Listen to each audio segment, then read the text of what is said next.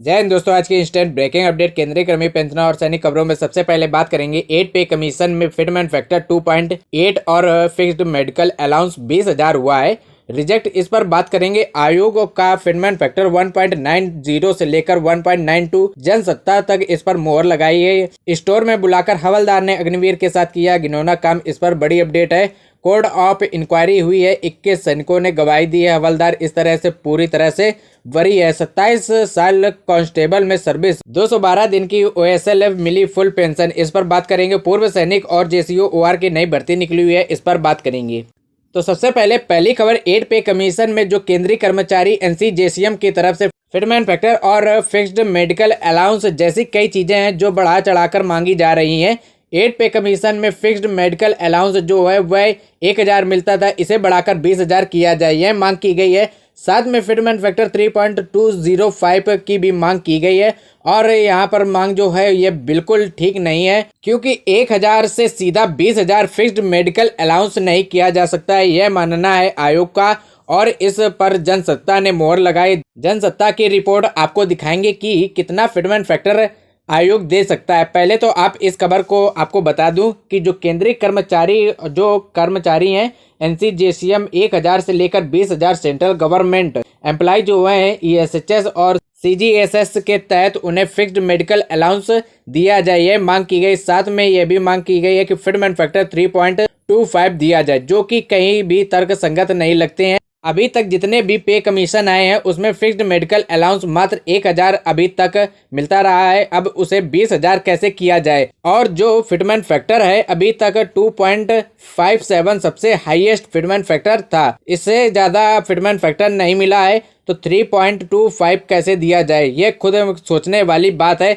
अब मैं आपको दो खबरें दिखाता हूं। पहले तो आप ये खबर देखिए, जी बिजनेस की तरफ से ये खबर आई है। 2.28 नहीं, 2.86 भी नहीं, 3.25 गुना तो बिल्कुल ही नहीं, तो 1.92 रह सकता है केंद्रीय कर्मचारी का फिटमेंट फैक्टर। ये क्यों ऐसी बात कही जा रही है? क्योंकि जो केंद्र सरकार के कर्मचारी हैं वो मांग कर रहे हैं कि वह बहुत हाई मांग कर रहे हैं कि इस पर जनसत्ता ने मोहर लगाई है। जनसत्ता ने खबर के मुताबिक 2.5 या 2.8 फिटमेंट फैक्टर 150% सैलरी बढ़ेगी। लेकिन असली गणित फिटमेंट फैक्टर का क्या है? तो 8वें वेतन आयोग की बात जब भी आती है तो सबसे ज्यादा चर्चा फिटमेंट फैक्टर की होती है। इतिहास बताता है कि अगर इस नंबर को आप अकेले देखा जाए तो यह एक थोड़ा भ्रम पैदा कर सकता है कि कई कर्मचारी का मानना है कि अगर फेक फिटमेंट फैक्टर 2.5 या 2.8 के आसपास दिया जाता है तो यह 150% से ज्यादा बढ़ोतरी हो सकती है। DA के अनुसार ही फिटमेंट फैक्टर दिया जाता है। DA इस समय अगर देखा जाए तो ये 58% है, 2% की और बढ़ोतरी हो जाए तो ये आंकड़े आए हैं। तो सरकार ने अभी तक इसका अलाउंस नहीं किया, लेकिन बता दें कि ये 60%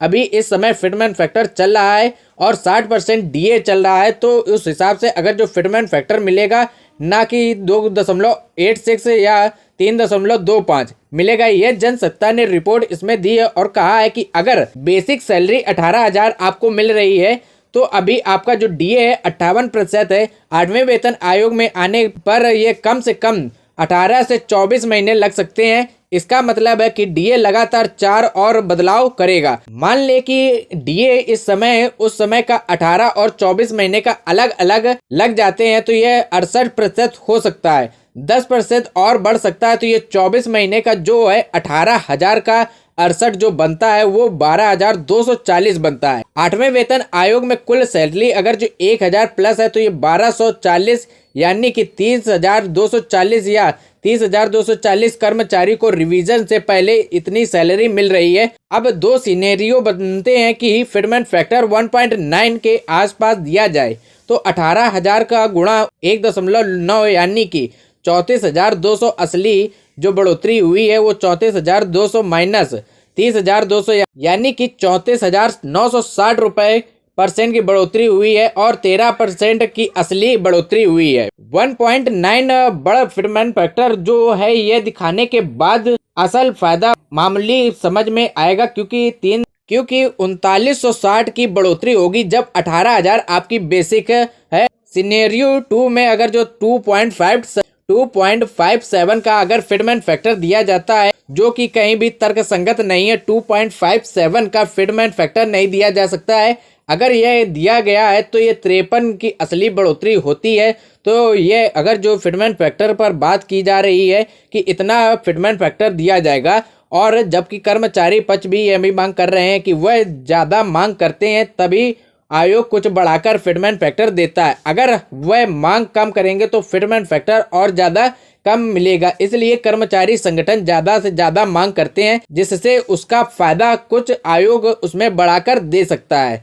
तो ये आपकी क्या राय है, इस फिटमेंट फैक्टर में कितना मिलेगा? जनसत्ता जो कह रहा है कि 1.9 से 1.92 फिटमेंट सबसे सही समझा जाता है कि सरकार आयोग इसको दे सकती है। तो आपकी क्या राय है, कमेंट करके जरूर बताएं। एक बड़ी खबर आई है, अग्निवीर के खिलाफ यौन उत्पीड़न के आरोप में सेना हवलदार को पूरी तरह से बरी कर दिया गया है। यह मामला हवलदार पर सेना अधिनियम की धारा 46A के तहत अप्रकाशित प्रकार से अपमानजनक आचरण का आरोप लगाया गया है, जिसमें उन्हें अग्निवीर अपने साथ स्टोर के सामान को स्थानांतरित करने के लिए कहा गया था। फिर उसे बाथरूम में ले गया और जहां पर उनका यौन उत्पीड़न किया गया। एक जिला कोर्ट मार्शल चल रहा था, एक सेना हवलदार की बरी कर दिया गया है, जिसमें एक सिख लाइट इन्फेंट्री बटालियन की बैरक में 9 भर्ती अग्निवीर के साथ यौन दुर्व्यवहार के आरोप मुकदमा चलाया गया था।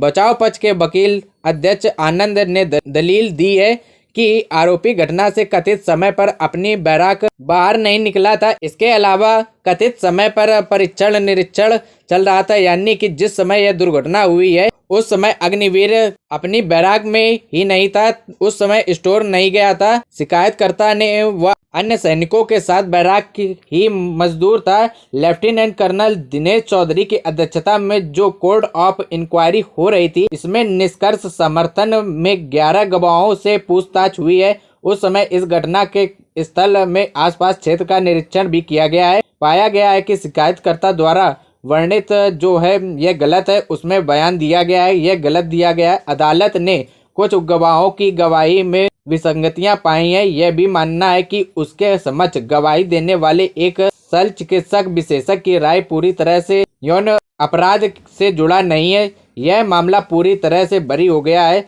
सबूतों के अभाव से, यानी कि हवलदार पूरी तरह से बरी हो गया है और अग्निवीर ने जो आरोप लगाए थे उस आरोप पर उन्हें निराधार निकले। एक और बड़ी खबर आई है, 27 साल की वर्दी अंत में कैंसर हो गया है और हाई कोर्ट ने कांस्टेबल की बर्खास्तगी को अनिवार्य सेवानिवृत्त के बदल दिया गया है। परिवार को पेंशन सुनिश्चित की गई है। बता दें, लगभग 27 साल की सेवा करने के बाद जब वह 55 साल के हुए तो उन्हें कैंसर से उनकी डेथ हो गई, जो कि कांस्टेबल थे, और उसके बाद उन्हें पेंशन नहीं दी जा रही थी क्योंकि वह 21 अनुपस्थिति रहे हैं, क्योंकि उन्हें कैंसर की बीमारी की वजह से वो नहीं आ पाए थे। और उसके बाद वह अनुपस्थिति 212 दिन की ड्यूटी से न रहने पर उन्हें बर्खास्त कर दिया गया था और बर्खास्त के बाद उन्हें पेंशन नहीं दी गई। बता दें कि जब यह हाई कोर्ट पंजाब और हरियाणा हाई कोर्ट ने फैसला सुनाया है, उसमें कहा है किसी कारण से ऐसी बीमारी थी जिसकी वजह से ये अनुपस्थित रहे हैं, इसलिए उन्हें पेंशन का हक है और उन्हें पेंशन मिलनी चाहिए। तो उन्हें उनके परिवार को पूरी तरह से पेंशन दी गई है